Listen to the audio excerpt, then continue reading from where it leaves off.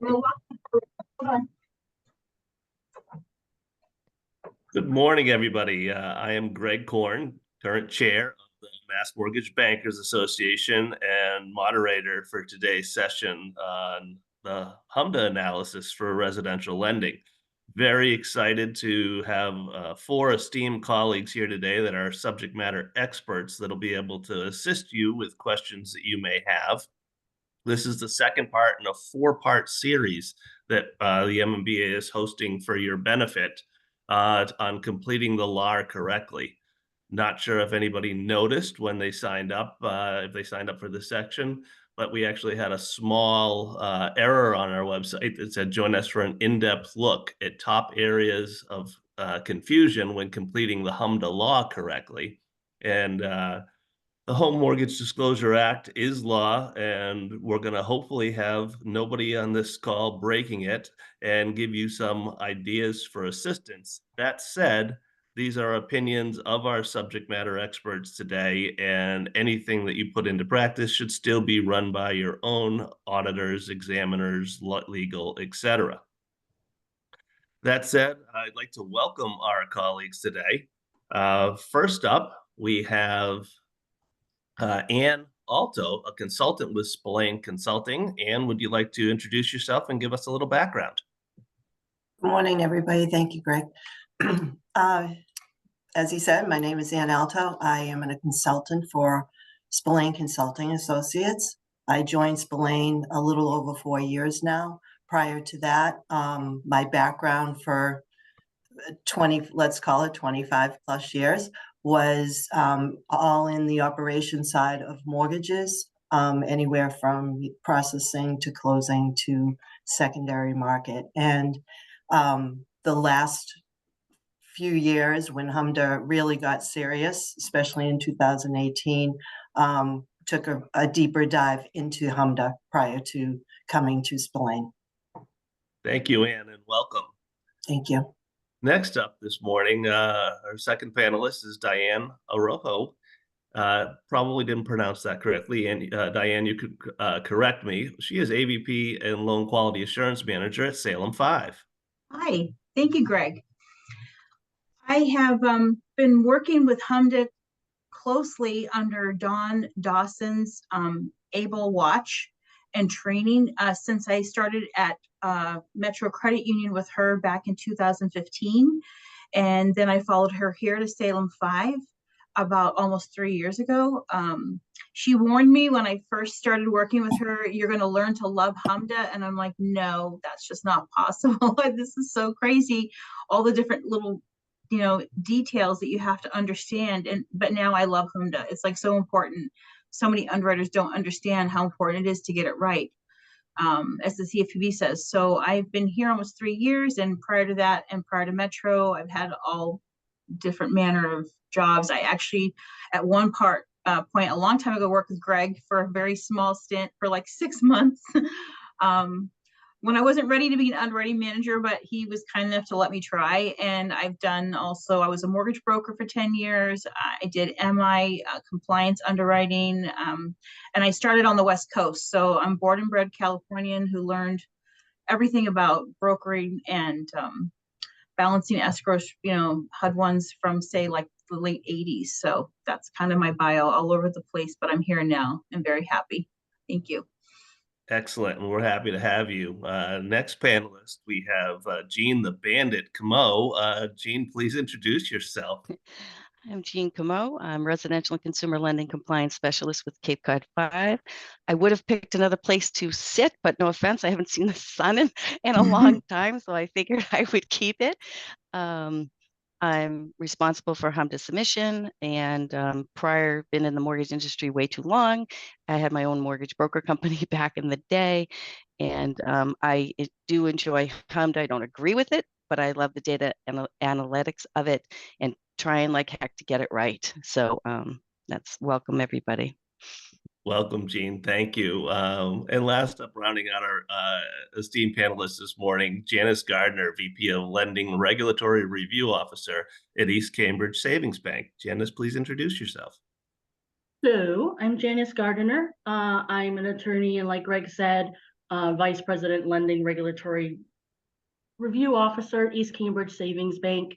We're regulated by the Federal Reserve, so anyone wants to connect with me and gripe about them, that would be great.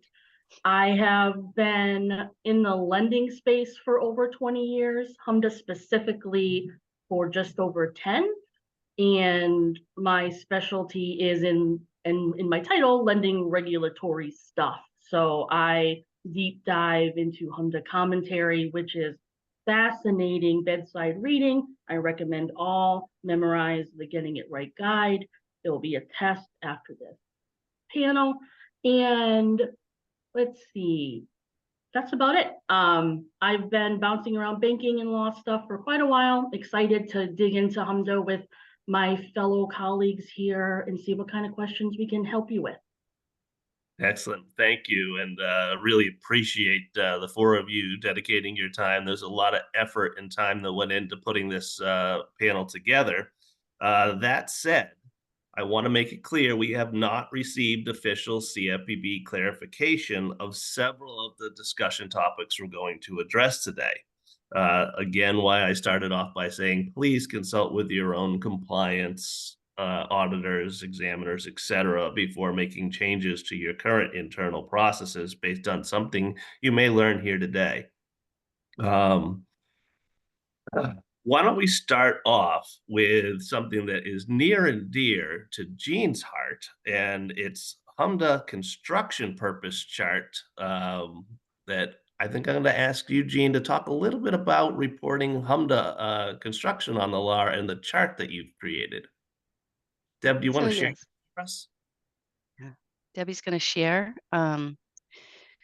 So we thought we'd start with an easy topic, construction perm loan purpose.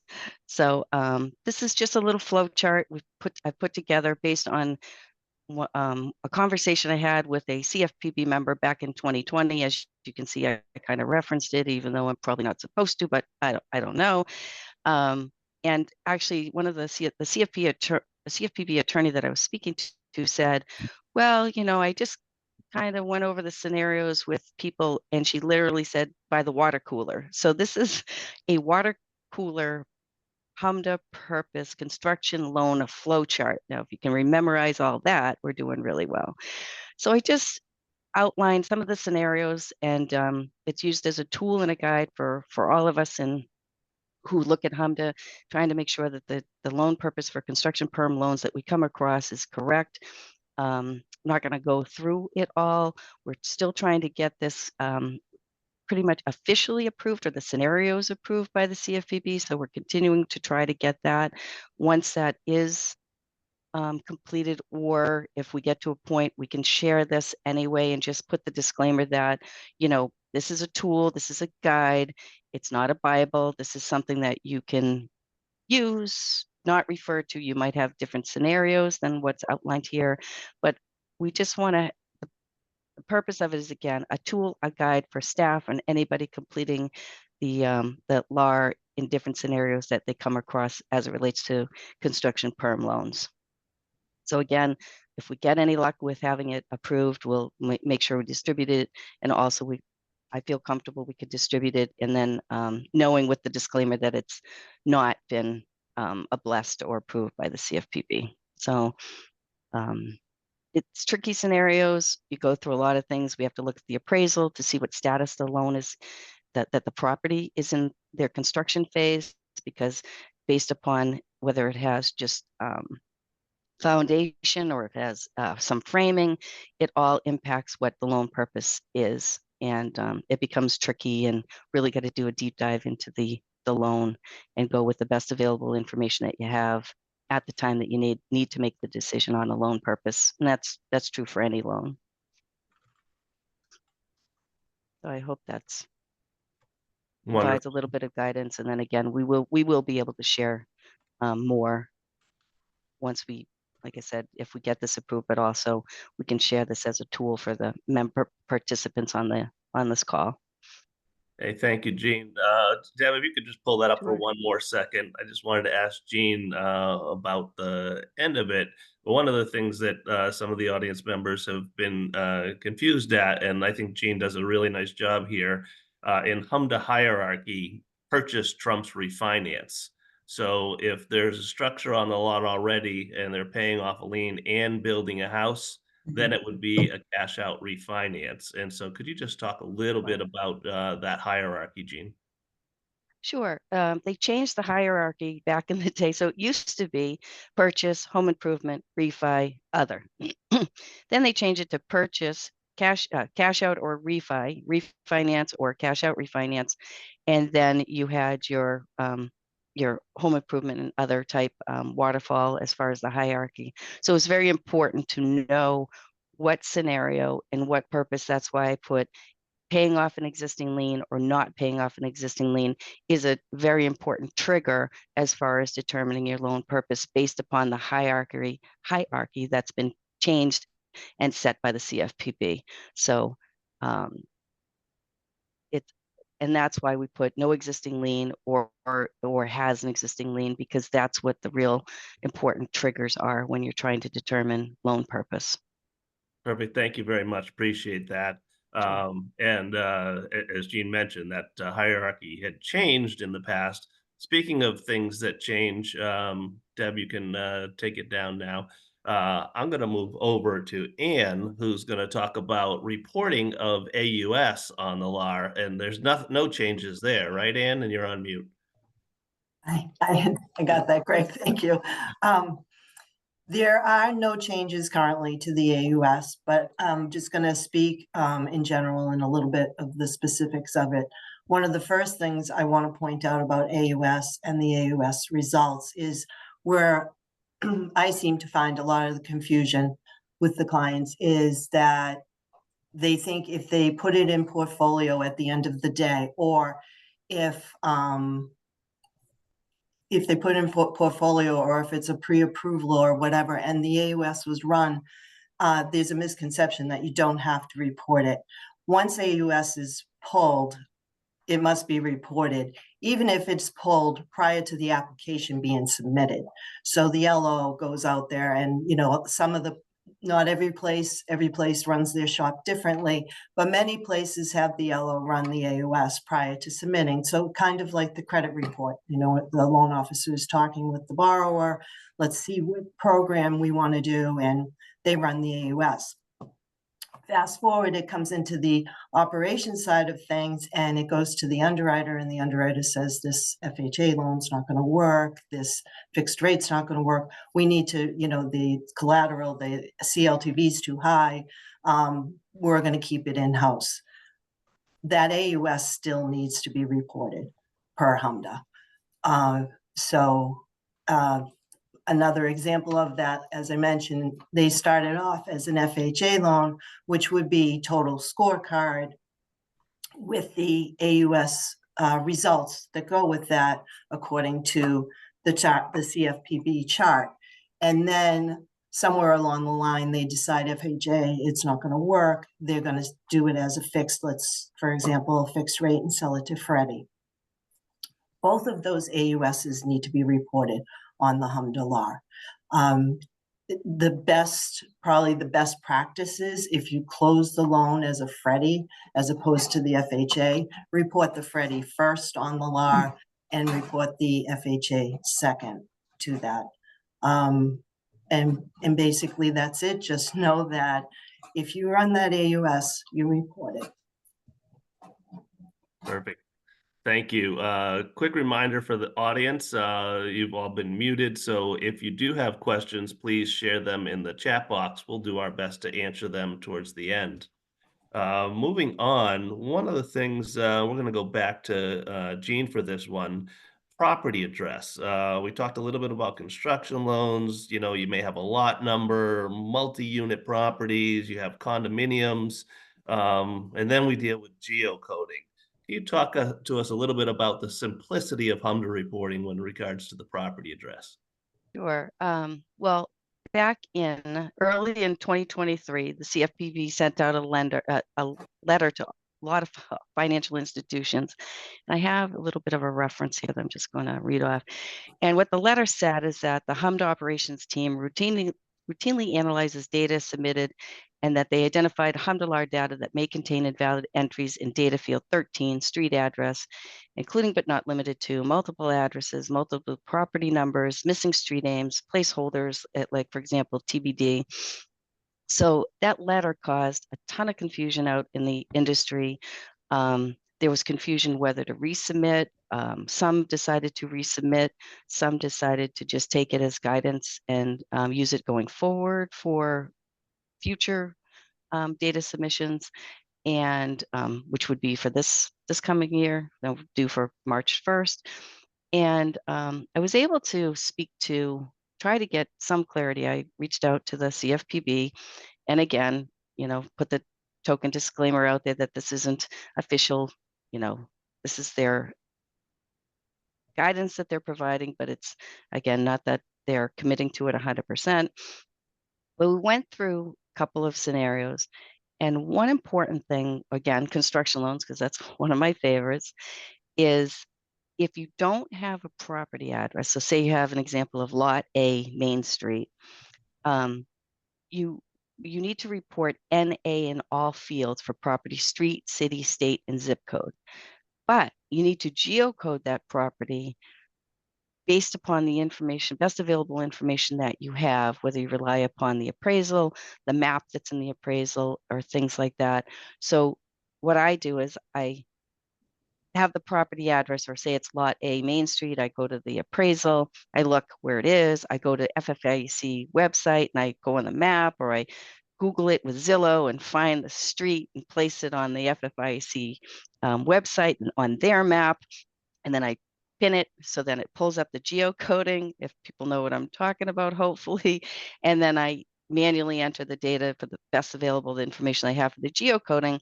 And then I strip out and put NA for the property, street, city, state, and zip code. And that's what the guidance, and again, it was addressed by Hallie from the CFPB in our first HMDA session. And I also, the HMDA beta platform was up. So I took my raw data just recently and I ran it through, just because she had mentioned that they added edits relating to property address because of the letter that had also gone out, and also to provide some assistance and guidance to us lenders out there that are trying to get it right. And actually the edits worked. So it was, for HMDA people that get excited about HMDA, it was exciting for me to see that they've added this quality edit, and it said such and such field didn't contain NA. So it was, I thought it was a great tool to at least give you a heads up that there's something wrong as far as the property address that they've identified in the letter, and they actually did something proactively to help lenders more accurately complete it. Instead of sending out a letter saying you did it wrong, here's a tool to help you get it correct. So I further had a conversation with the gentleman from the CFPB about condominiums. So we went through that you don't put in the complex name, like on the Cape, they have Eaton Lane, Ocean Edge, Brewster, so you don't put in Ocean Edge, you would just have the Eaton Lane, whatever number address, Brewster, and the zip code. And as far as like if it's a unit 2, you would just put 100 Main Street, Unit 2, Brewster. You wouldn't put Kingsway or whatever other type of condominium project name. So your address is going to differ a lot from what your closing docs say. In addition, we have villages, like we have villages on the Cape, we have West Yarmouth, South Yarmouth, we have Yarmouth, we also have Barnstable, but Hyannis, Yarmouthport, and then Newton has Auburndale, they have West Newton, they have all the different villages. So what you do with that is you take, when I've been going through and geocoding, we have a lot of things that say on our notes and our mortgage, it will say 100 Main Street, Yarmouth, parentheses, West Yarmouth. And when I go and geocode it, I find either through the software system that I use, or the USPS, or the FFIEC, that will give you the tools to properly choose the town and zip code that you want to geocode and pull it up and edit your data in your software system so that you're properly reporting both the street address and also the geocoding information, and so that it's consistent in your LAR data. I went down simplicity as simple as road, ROAD versus RD, because I'm that picky and I'm that literal. And they said it doesn't matter about road versus RD and street spelled out versus ST. You're allowed to have the variances in your HMDA data. And as far as multi-units, I'm still waiting on one last clarification point. We've been playing telephone tag. As far as multiple units, so if you have 100-120 Main Street and it's a single family, but sometimes they might be a single family with a guest house or things like that, they said to choose one unit. And what we try to do is Cape Cod 5, we try to figure out the unit that the borrower, if it in fact is going to actually live in, and or if we can't get through, determine that, we will pick the first number. So if it's 100-120 Main Street and we can't determine that the borrower is going to actually ultimately occupy one of the units, where we pick the first lowest number, the 100, and then we geocode based upon that and only report the one address versus a multiple address. So there's this whole deep dive and waterfall test again that we go through as far as property address. But I was happy that the CFPB, I was able to speak to somebody from the CFPB, and they were informative and was actually listening. They wanted to hear the struggles and really work through the scenarios with me, and waiting to hear back one more on the multiple units just to confirm, because I put back a couple of other scenarios. So I just want to get back, and then we can also share this feedback with the group once we get the final answer, and I put it in writing, as best I can as far as their definition for multi-units. So I hope that helps clarify some of the confusion that's out there from that lender letter. It was we scrambled personally. And we continue to analyze our property street address and our LAR information, getting ready, of course, for March 1st submission. Excellent. I told the audience you'd make it simple. That was great. I know. I was like, we're talking about HMDA. I could go all day. I'm sorry. So anyway. Well, thank you so much. I'm going to go to Janice for our next question, but before I go to the next question, Janice did have a comment she wanted to add about our first discussion on the construction purpose chart. Janice, what did you want to share with the audience? Yeah, I just wanted to mention a couple things that our group has been, just our kind of struggles and paths that Jean took to get this. Like she was talking about submitting it to the CFPB, trying to get it approved, that whole sort of process with engaging HMDA help. And also that sort of general disclaimer for this whole day is so that construction chart is very residential focused. There won't be too many differences on the commercial side, but just be aware that commercial is funky and oftentimes has funky scenarios that may not quite fit into the residential construction flow chart areas. So just be mindful of that and maybe clue into the commercial presentation of the series. But anyway, back to the CFPB. So that the chart, if anyone has engaged with the joys of HMDA help, luckily Jean got one of the good ones where they actually are engaged, talk, listen. A lot of you may have seen that if you try, you just basically get the guide quoted back to you and I read the guide, I understand that. Can you please look at my specific scenario, because not every loan is the exact same. So we have discovered or found that the CFPB is generally very hesitant to bless something. So whether that be a chart or a procedure or a certain flow, anything, they don't want to, they're very legal shy, right? So they don't want to put their name on an official thing that can then be reprinted and sent and, oh, this is blessed by the CFPB. So they don't want to put their stamp of approval on a thing. What then we're trying is the workaround of, okay, so basically what is this chart? It's a whole bunch of scenarios kind of put together. So we'll be sneaky and just ask each scenario as a question, like, hey, I have this kind of construction. So that's a little more successful. It's still hit or miss based on who you get at the CFPB, which is really unfortunate. But if you happen to get one of the good ones, they will engage and kind of not only just point you to the guide and that's it, but also talk about it. Again, with the standard, this isn't legal advice, but it's still nice to note that I talked to an attorney at the CFPB. They told me this, so it's a little bit more weight. I found if an examiner comes and in my procedures, which is another theme for today, procedures are amazing. So when I'll tell my examiner in the procedures, hey, we code it this way based on advice given by the CFPB on such and such and such and such.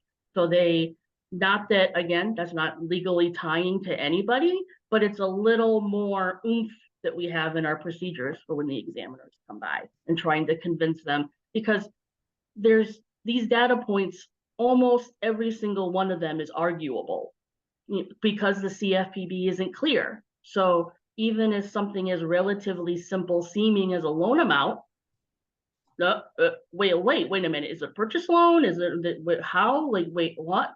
So anyway, I just wanted to try to talk about that process that Jean went through to get that chart blessed, because I think it was important to let everyone know, if they haven't delved into the realm of HMDA help yet, it's a joy and a delight. And yeah. Excellent. So, thanks, Janice. So in addition to the four panelists here and the MMBA providing HMDA help, there's actually a HMDA helpline that you can use from the CFPB, which is great to know. And for anybody that didn't catch it, Janice actually did a great advertisement for our next session in the 4-part series, where we're going to talk about commercial HMDA and completing the LAR correctly for that. So if you don't handle commercial at your institution, please let your folks in your office that handle it know. And if you do, hopefully you've already signed up. That said, in terms of number of units, Janice, do you want to give us a little more color from your side of things on how do you report the number of units? Right. So this is almost a perfect example of this should be easy, and this should be easy to get an answer from the CFPB. Surely. No, none of that. So to go back to the beginning, this is one where we're still waiting to nail down the CFPB, because the two people that I've gotten personally have refer you to the guide. That's it, but didn't answer my core question, which is number of units seems, according to the main section of the guide, is, hey, okay, how much comprise, let me see if I can get the exact wording for you guys. It's relate for a covered loan. A financial institution reports the number of individual dwelling units related to the property securing the covered loan. Okay, that's easy, right? So I have an appraisal, and the appraisal says I have 2 units. My mortgage is covering 2 units. I report 2 units. But then the GSEs come in and they're like, hello, if you have certain kinds of properties, and a lot of times this is where you're really going to need to work with your underwriter, because it's not, if you're just a HMDA reporter, it's not as easy as how many properties are related to the loan, because the GSEs are involved. And the GSEs say, well, if you have certain kinds of multiple dwellings in the sense of, you mentioned earlier, like a single family with a guest cottage, right? So the GSEs have a whole bunch of how you can qualify this, or so you run it through AUS either as a 1 or a 2 unit property based on all the GSE requirements. So now you have a file that you think maybe is 2, your appraisal, your mortgage is covering both. You're not getting any rental property on this cottage. It's just purely a guest. So it qualifies for all the GSE single family submissions, but technically per related to the loan, it's 2, but GSEs say 1. So then we had all kinds of LOS problems and coding problems and all kinds of things. So we went back to the CFPB and asked again, like, well, but what if I have this discrepancy where I have it's approved, like so many of these HMDA data points go by, how did you approve the loan? So it's approved as a single family, but we have 2 units related to it. So CFPB came back and just regurgitated that exact same little blurb that I read. So I took it to one of our compliance consultants who went a little bit deeper and gave me the answer that I liked to put in our procedures. So this is another area where in your procedures, make sure to detail your standard. Like we typically use the appraisal to count the number of units, except, and then you put this right in your procedures. You want it in your procedures because you don't want to explain it you don't want them to come to you with like, hey, what about this? Well, no, that's in my procedure. See, I'm coding it as a 1 because the GSEs say this is a single family. It was approved as a single family. So this is a discrepancy that I'm going to address in my procedures because it's off of the norm. And what my consultant pointed to, and I'll point you all to this as well, is they indicated that on page 79 of the Getting It Right guide, it specifically calls out that you are allowed, per your procedures, if you go to use investor guidelines in your decision. So in how you report this data point.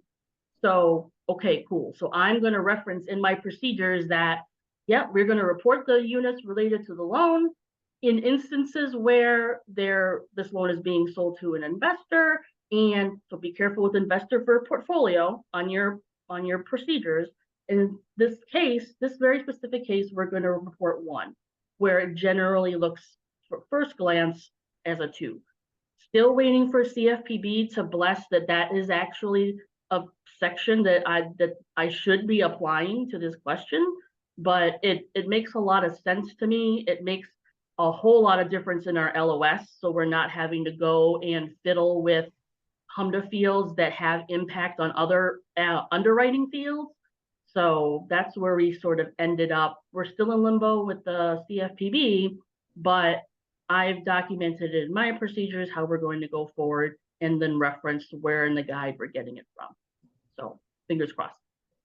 Thank you, Janice. And that's great advice for anybody on the call today is while the CFPB sets forth the HMDA rules and requirements, procedures can be your best friend when it comes to both audits and examinations. So make sure you document what you're doing, why you're doing that. And then equally as important, if you make a change based on an announcement or something you have, make sure that you update your procedures at the same time. I'd like to go to Diana. We haven't heard from Diana yet to talk a little bit about pre-approvals. We've certainly seen a lot more of those with the inventory shortages. Can you talk a little bit about HMDA reporting with regards to those?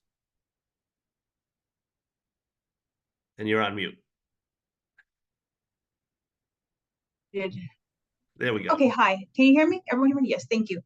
So when we started our pre-approval program here at Salem 5 in last spring, was a big task because the loan officers, the pre-qualification versus the pre-approval, but something that we ran into that we have to be cognizant of, and I can put the chart up here if that makes it easier. I put a chart together. I'll put that in the chat real quick.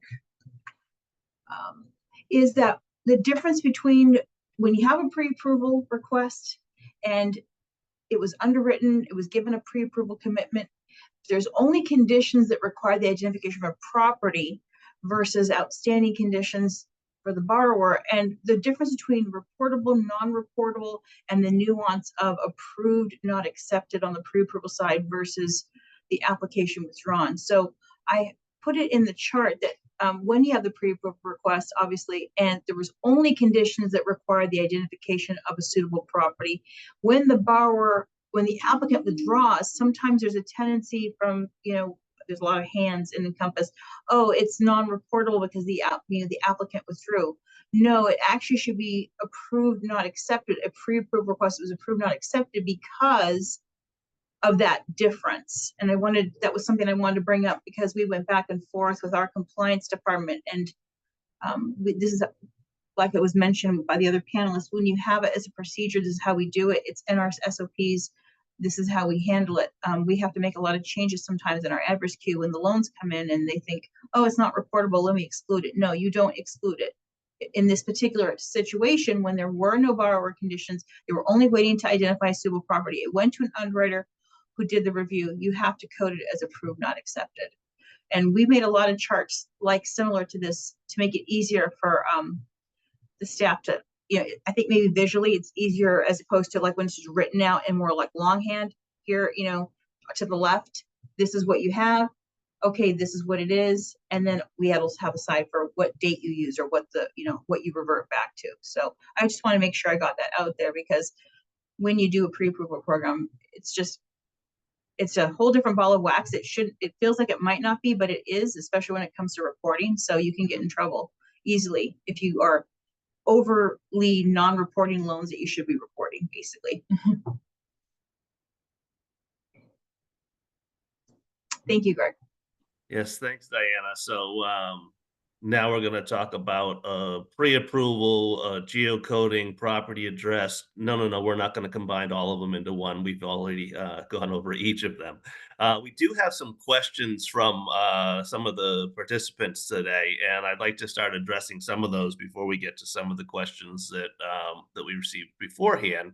And anybody can jump in and take these, but on a construction perm purpose, if there was an existing structure already on the property, you are paying off a lien, but they're going to do a tear down. Would this be considered a purchase or a cash out refi? Anyone want to take a guess? It would be cash out. If you're replacing a lien with a lien in the same borrowers, cash out refinance trumps any other. So it's not a purchase because you already own the property.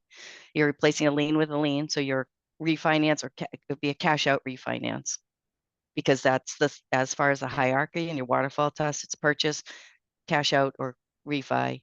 And then you have your other home improvements and other. So it would be a cash out refi. Thank you. I don't know what the other panelists agree. Just want to make sure. We're seeing some nodding heads, so we'll take that as agreement.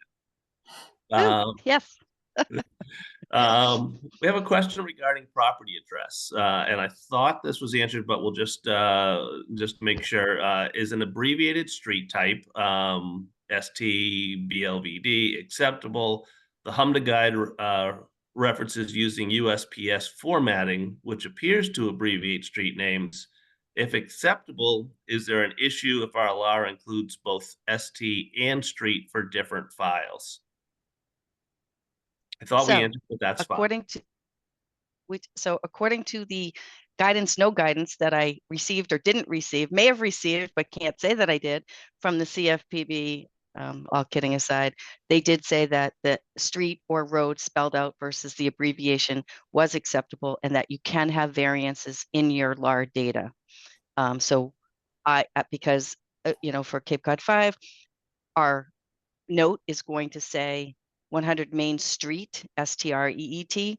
But if I have a question on something and if I geocode it through our software system, or if I geocode it through FFIEC or through USPS, it says ST, and both of those are acceptable. Wonderful. And if I'm not yelling at you, but I use all caps, does that matter? They didn't get into that. I don't think that it matters because we've had, I haven't seen it. And And at that point, if it did matter, they should have an edit for it. Yeah. Just I would saying, just also, saying. I would probably just add that consistency is always the key for HMDA. So if you can try to keep it, like if you're going to all caps, maybe all caps, all of them. Just it's nicer for an examiner to just kind of eyeball it, because otherwise your eye kind of goes to the thing that stands out. So that's just my 2 cents. We had another question come in. Is 0 Main Street considered an address? If it's a legal address, for some reason, if you had 0, if that, in fact, if you pulled up USPS or could put it through FFIEC as 0 Main Street and that geocoded, then that's a legal address. But if you have 0 Main Street and it's a lot that you're doing a construction perm on, Like and that the placeholder town 0. or anything hasn't, and hasn't assigned that, real, I'm going to call it real street address through the town and stuff, then it would not be. But so again, if you put in 0 Main Street in USPS or FFIEC website for the geocoding, and it pulls it and recognizes it, and that's really what the address is. And sometimes 0, I've seen like a street address 0 spelled out ZERO, and that's really the name of the property address. So that would be acceptable. But if it, like you said, if it's a placeholder, and you put 0 and it's kind of like a TBD kind of thing, then it's not acceptable. Thanks, Jean. Question for Ann here. If AUS is run and the lender runs both LPA and DU, but they're only using one for the actual decision, would you still have to report both of the AUS decisions as well as the results? The answer to that is yes, you would report both.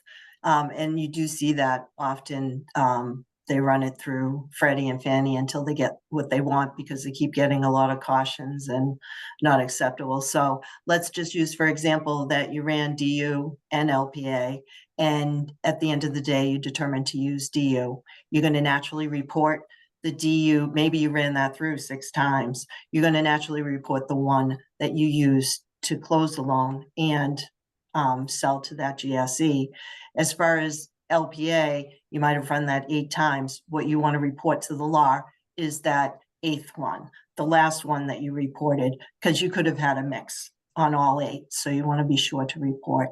And again, if you did not use either one, you're still going to report it because you ran them. Excellent.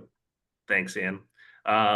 Jean, just a question on some clarification. You had talked about using NA on new construction when the address isn't yet recognized by the FFIEC. Could you repeat what you said regarding that? Sure. So sometimes we have a lot, lot 1, or I'm just going to, because of Cape, I'll put Cape, Orleans, Mass. So lot 1, the property hasn't been officially assigned a street address. That lot 1 Main Street might end up be 120 Main Street.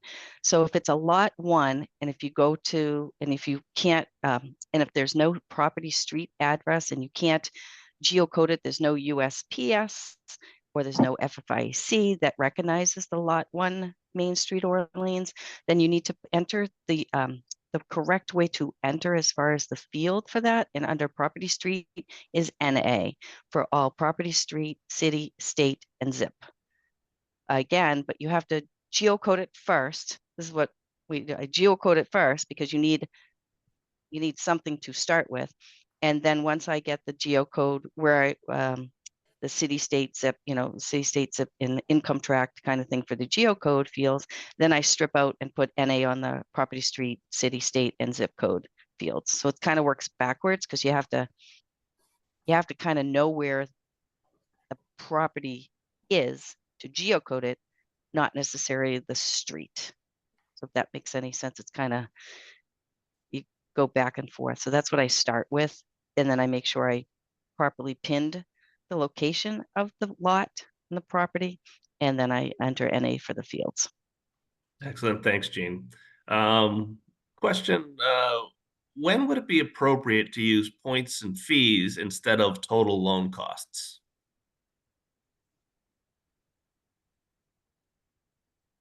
Would it be appropriate to look at rates and fees?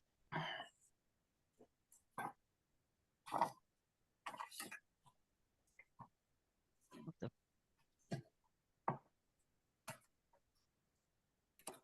I'd have to check off the top of my head because I don't Okay. want to, I know there's an answer and I don't want to give the wrong answer on the fly. Perfect. We'll take that as a takeaway and get back to Yep. the updates afterward. Yeah, and I'm Absolutely will trying to follow look up. at the HMDA data as well. Yeah, like in the Yeah. system, because I'm so visual. I want to see what the system pulls. Okay. And we had some questions that came in beforehand that we'll try to direct here. So Janice, I'm going to start with you. If two institutions covered under a HMDA merge, how do you report that? The example would be two institutions covered by a HMDA merge in 11 of last year, November of last year. Do you submit two LARs, one for each institution, or a combined LAR? Whose LEI do you use? Yeah, so the merger information is actually one of the very good sections of the HMDA guide where it will give you details on if both institutions were HMDA reportable, if one is HMDA reportable, so first it depends on, and partial exemptions is a whole other bag of worms.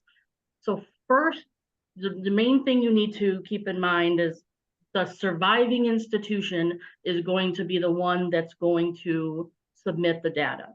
The guide says that you are permitted to either submit two LARs, so you can submit, you're going to maintain the LEI per the institution that is recording that data, not reporting the data, if that makes sense. So let's say Janice Bank is merging with Diana Bank and Janice Bank is surviving. I'm keeping Diana's LEI on her records, but when I submit them, it's going to be on the platform under Janice's LEI. I found this out the hard way by trying to submit it under Diana's LEI, and the CFPB platform said, yeah, no, I had to call CFPB. They got me all squared away and promised that I could report. We went the one submission route. So we did all of our data prior to the March 1st submission. So in the surviving institutions upload, we had two LEIs in there. So ours were for the actions taken by us, and we had Diana's actions taken under Diana's LEI. That worked out very well for us because we just so happened that the institution we merged with used the same data software that we did. So it was very easy to merge the two. I could see how if you didn't, that would be troublesome and you may want to do a double submission. But this is a case where the CFPB actually makes it pretty clear and pretty easy to get them both together and both under one with the two LEIs in there. If you have partial exemptions for either one, that's a little trickier, but the guide also breaks down that as well. Long story short, surviving institution rules. So if I am partially exempt, but Diana is not, I get to take advantage of that partial exemption and apply it to Diana's data, which is pretty nice. Excellent. Thank you so much. We are getting some requests, and obviously we don't want to make this an advertisement. If you're comfortable sharing, please do. But for those representing lenders with us today, are you comfortable sharing the HMDA reporting tool you use with the audience? I can go on through. The reporting tool we use is QuestSoft. As we go through our scrub journey, we use our LOS is Encompass. So Encompass does their first Mavent kind of scrub, if anyone's familiar with that, which honestly kind of misses some things sometimes. Then we run it through QuestSoft. QuestSoft runs theirs, and we submit. That will spit out our file to then upload to the HMDA platform through the CFPB. which I would encourage everyone to use the beta platform for testing, because you can run that 500 gazillion times, see how your edits look, and it's pretty neat that they did that. But that's what we use. Excellent. That's the same here. Like I do the geocode, do everything in Quessoft, LOS is first, move it over to Quessoft. I check my validity, clear all my validity errors, validate my quality errors. And then I do run it a couple of times through the beta platform, because sometimes I've seen it in the past, the CFPB will have 1 or 2 additional different quality edits that Quessoft has, or Quessoft has a couple that CFPB doesn't have. So I always try to I always make sure that I even out, because the last thing I want to do is be scrambling when I go to submit and I think I'm done and I'm pretty happy. It's to sit there and then find something that doesn't tick and tie and doesn't balance out, and then it's a scramble, and I don't prefer to have that happen. Excellent. Any differences, Diana? No. All right. Excellent. We did have someone report that they're only reporting an AUS that was used to make a credit decision, the same as reported on the 1008. They've gone through an audit and there's been no findings. I think our response to that would be, auditors are human as well. The guide is pretty clear on what needs to be done. I would double check the procedures internally on what you're reporting.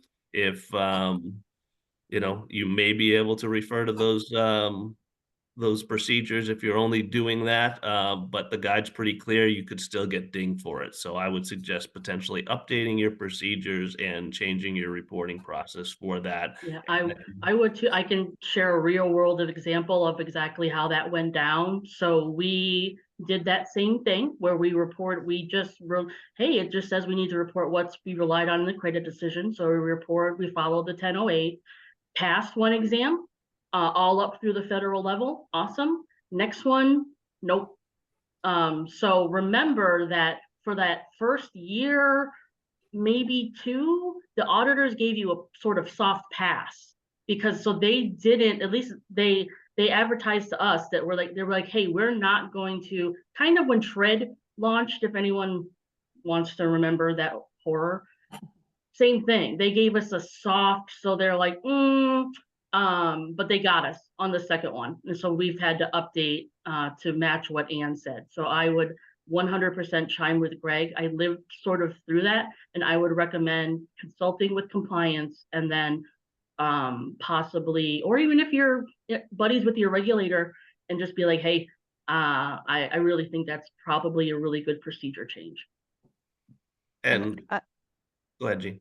Sorry, I just like to add, so I have the guide up, just what we do. So it clearly states, it says, name of the automated underwriting system used by the financial institution to evaluate the application and result generated by that system. So what we do is whatever we've used to evaluate, we report, and what we relied upon, we report in first position as far as the way we do it. So again, we run DU and LP simultaneously. We evaluate both. We use whatever we can based upon the particular property, and maybe somebody gives us a PIW. So we're going to go with the PIW, but we looked at both and we used it to evaluate the loan, but we're going to go with the path of least resistance and take the relied upon one for our credit decision, who we might be selling it, who we're selling it to or whatever, and put that in first position.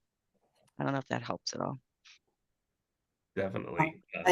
And I just wanted to add one more thing to another real life experience that I came across was in infinite wisdom of pulling an AUS on home equity loans, which you're never going to sell your home equity loans. So, but the LOs decided for almost a year to pull the AUS, and the institution would have faced serious fines because they were reporting it as not applicable. So I can't stress that enough. You pull it, report it. And I think that's a huge takeaway with this, because I do see it a lot. I see a lot of, and I do get that feedback a lot on but we didn't use it. It's portfolio. That is very clear in the guide as well. And I can understand how it could be misinterpreted. You're just trying to push those loans out the door. I get it. Excellent. And if you don't take anything away from this session today, it now gives any of the HMDA specialists joining us an opportunity to get into an argument with their compliance people in your own shop. You know, we're just making joy today. So I'm going to go back to Anne for our next question, and I'm going to talk about when demographics are collected via telephone, and then when the borrower applies, they request to change the demographics after the application. Do you update that, or do you leave it based upon when the application was taken? If it's driven by the borrower comes to you and says, I didn't mean to put Hispanic, I meant non-Hispanic. Naturally, there's a lot of reasons for, first and foremost, it's the right thing to do for the borrower. You know, it's their application. So I don't want to say common courtesy, but it is, you know, it's the right thing. They're coming to you. If you get that application in and you look at it and it says, you know, Mary Jones, and it says Sam Smith, and Mary Jones reports that she's a male and he reports that he's a female, and it is clear, you know, it could be that it crossed. We don't know, and you can't assume.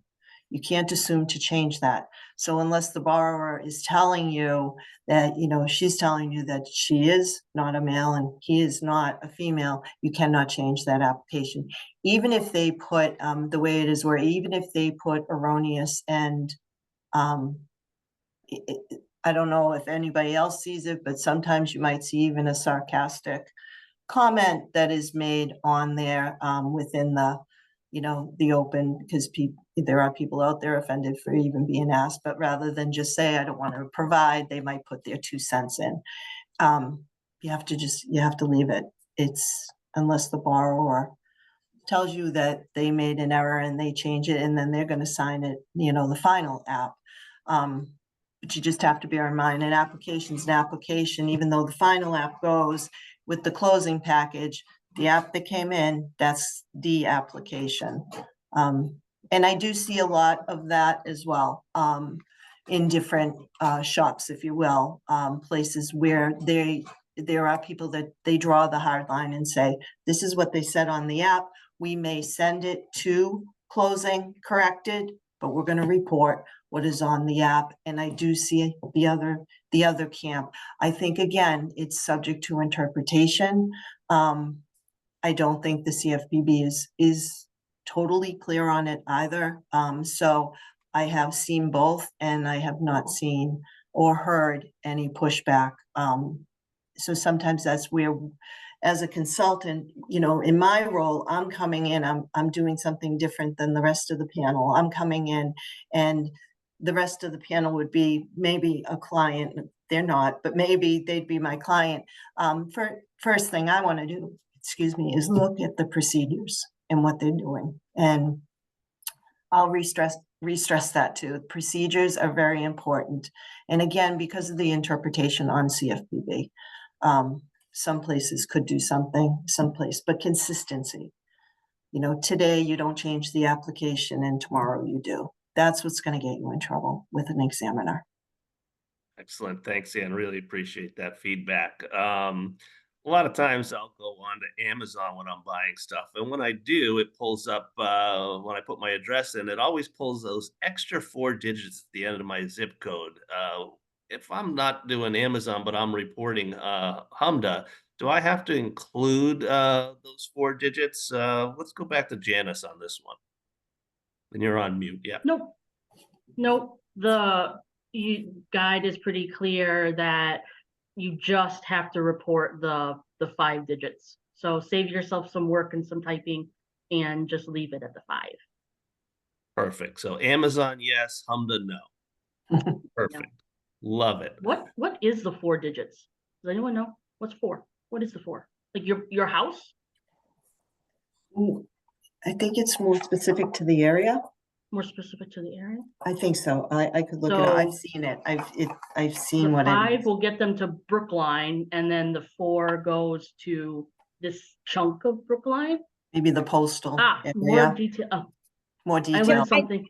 I know someone who worked at the post office who told me that the extra 4 is to make it faster for things to get, like, what happens is if you use the zip +4, there's a whole hierarchy at the post office. I don't know why I know this, that like Oh. instead of, like if you live, for example, in Winchester, but the mail doesn't go there first, it goes someplace else, which is like a bigger hub. And if you have that +4, Oh. then it can go directly faster to where you actually live than having to go to the hub. I don't know if that's still true. Someone told me that a while ago, but I see that Mm. someone did chime in and say the +4 gives more detailed delivery More info detailed to our delivery. carriers.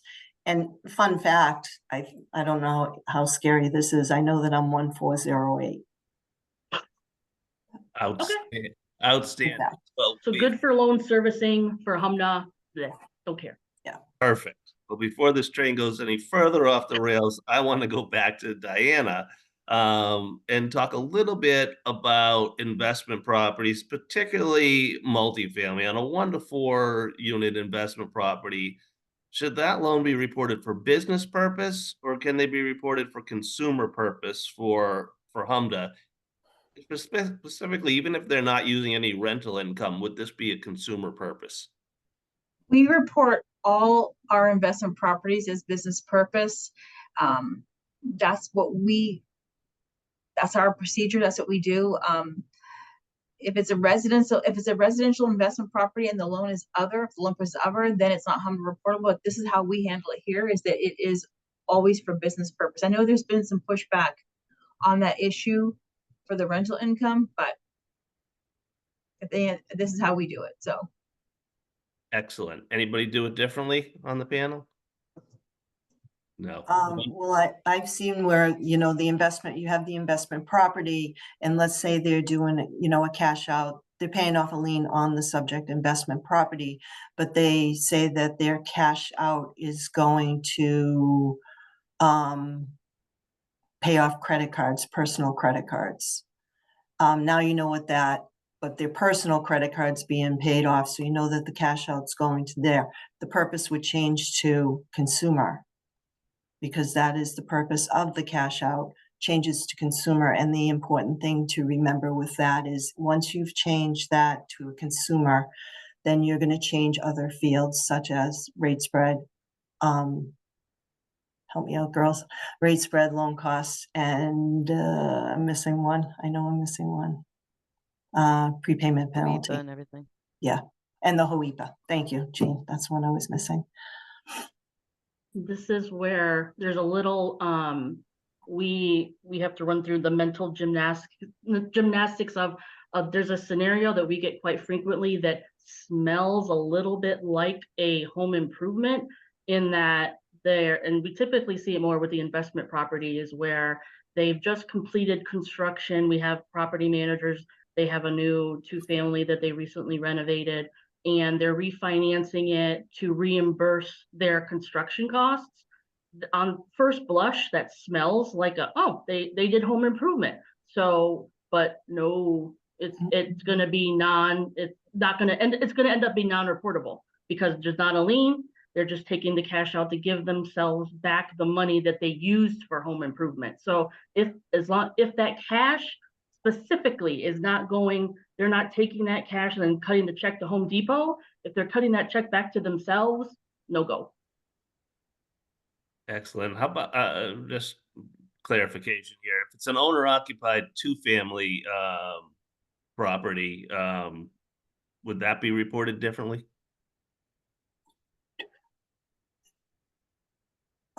No, we owner the same.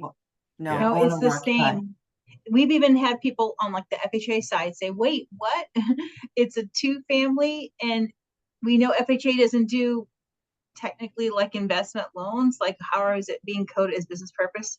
It's kind of like a oxymoron, but that's what we do. That's what how we're told to report it. So that's how we handle it. Anyone else do? I mean, like, this is what we push back to regularly to all of the people here.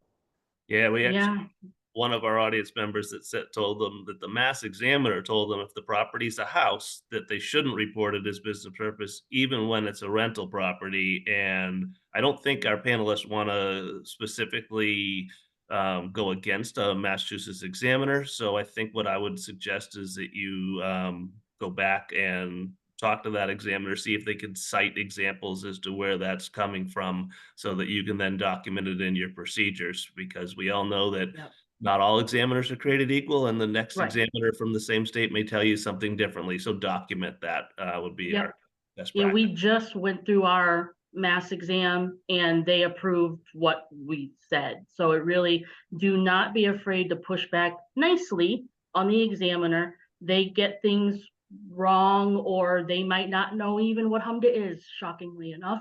So you probably know more than the examiner does. So don't be afraid to politely ask them for citations and backup. Wonderful. Well, I don't have any additional questions in the chat box right now, but we certainly will take some more. There may not be any, because these panelists have done such a great job of answering all of the lingering HMDA questions out there. I'm sure that everyone is going to submit a perfect LAR this year with no issues. We'll give a couple seconds to see if any more questions come in. And if not, while we're waiting, I'll turn it over to Debbie for a moment just to talk about future MMBA events, such as our upcoming annual luncheon that hopefully many of you will be able to attend. Yeah, we've got a lot of things, both in the planning stages that I can chat with you about, and things that we have announced and are collecting registrations. So just first of all, HMDA. We mentioned that there is going to be a commercial HMDA Part 3 is going to be January 25th in the afternoon from 1 to 3.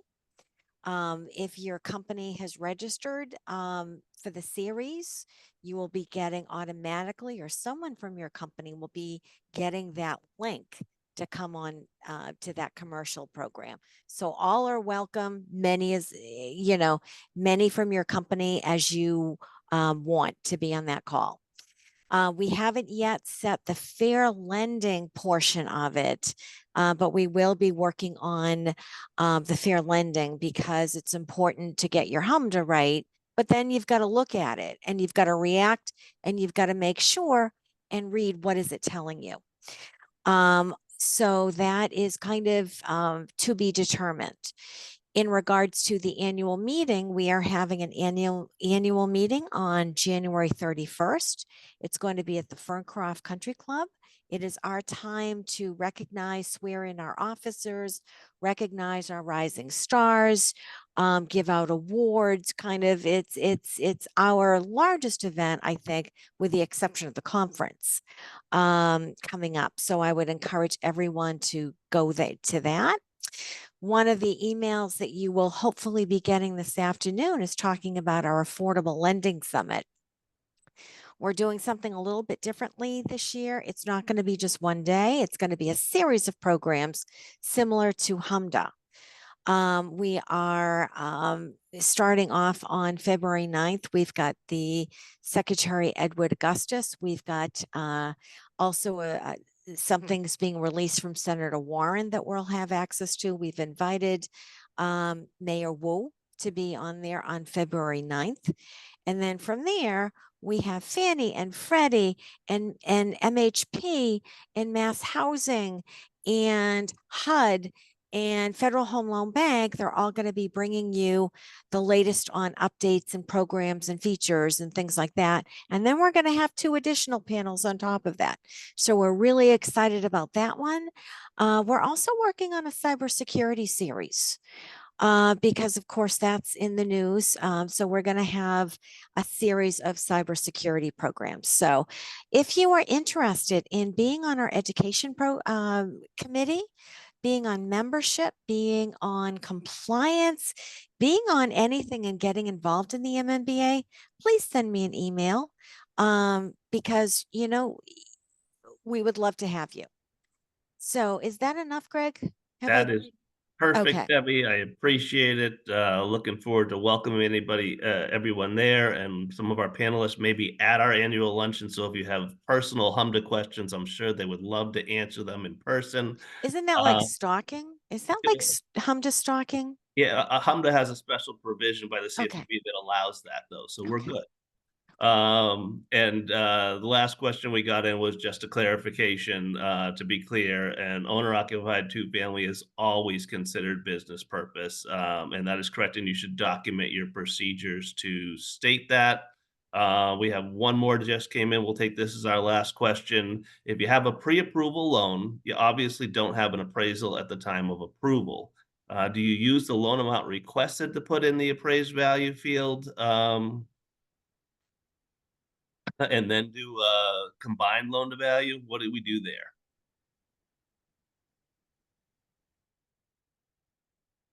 Typically, I'll take this one, Greg. Typically, when you have a pre-approval, you'll have the loan amount requested, but you'll also have a property value, potential purchase price. Typically, you'll have that. So that is what you would put in lieu of the appraisal for the value so that you can calculate CLTV. I have seen pre-approvals, pre-approvals not accepted where they didn't have a value at the time at all, like nothing was submitted. I don't know, I'll leave that to the rest of the panel. I wouldn't necessarily put in the loan amount. I would put NA for CLTV and for property value. If you don't have it, you can't make one up, I guess. Any other thoughts from our panel?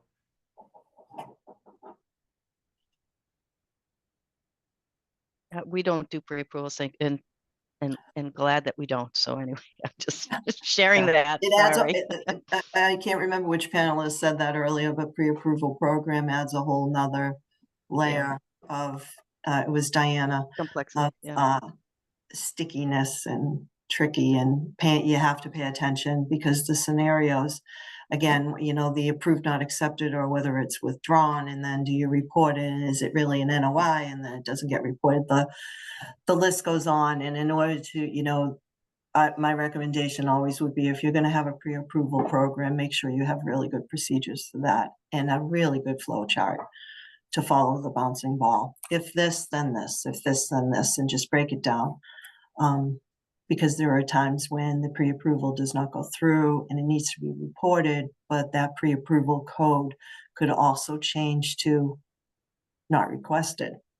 So that's a whole nother layer. So do your research if you're going to have a pre-approval program and get those procedures in place. Excellent. Well, I would like to personally thank each of our panelists today for taking time out of their days and sharing their incredible knowledge. And Debbie, you want something else? Yeah, I know we've got a few more minutes though. Did you want to, I think we've got some last minute questions coming in, maybe? Okay. We have a question, and this came from the first webinar we hosted regarding income, $0 versus NA. It was advised that income cannot be reported as zero and must be reported as NA instead. However, their vendor doesn't give them an edit for that. So for our panelists, how are you reporting zero income today? So I'll share one thing. So say you have income and it's all employment related, we call it employment related assets. So asset-based income. So somebody has a couple of million dollars in the bank. Fannie and Freddie allow you to take some magical formula, calculate it by 10 years, and you're allowed to use that income for qualification and underwriting and approval, underwriting guidelines and approval process. But for HMDA, because it's the borrower is not actually receiving that money, you can't report that income for HMDA reportable. So you could have somebody that has makes $10,000 a month as far as asset-based income. So your annual income technically would be reported as 120,000, but because it's asset-based income and the borrower's not actually receiving it, you report zero. So you're going to have a DTI of 42%, but you're going to have income as zero It's not NA because there was income and you did use income for qualification and underwriting approval. But there's one scenario right there that if all the income is asset-based income, would be a scenario you'd report 0 and you could have a DTI of 42, and somehow that's logical as far as HMDA reporting. Perfect. So I don't know if that helps anybody, but and then Is there the are edit- situations, employee loans are NA, just for an Yeah, example, you know. I'd be curious if the vendor, is the edit a quality or a validity? Because it shouldn't be a validity. If it's the quality, maybe they're like, hey, this is kind of funky, but we've had no issues inputting 0. So maybe a Right, vendor. and it submits fine, right? Mhm. And a quality error, like what you won't use Quest off, a quality error is a heads up. It doesn't mean it's wrong. It just means go back and look at the loan. And what we do is we find if there's something quality edit and we're like, okay, it's good.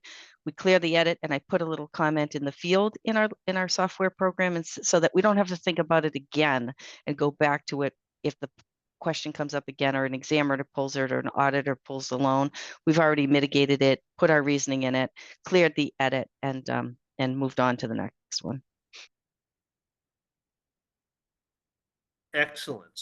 Well, again, want to thank our panel for their time today and expertise.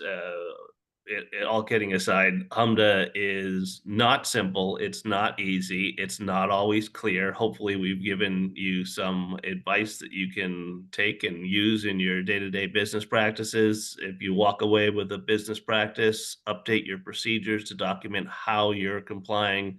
Check with your compliance professionals, check with your examiners and auditors, document, make every effort to do it correctly. With that, hopefully most of you will be joining us for the rest of the series, and many of you will be attending our annual meeting. So I thank you all so much. Have a wonderful day and appreciate your participation with the MMBA.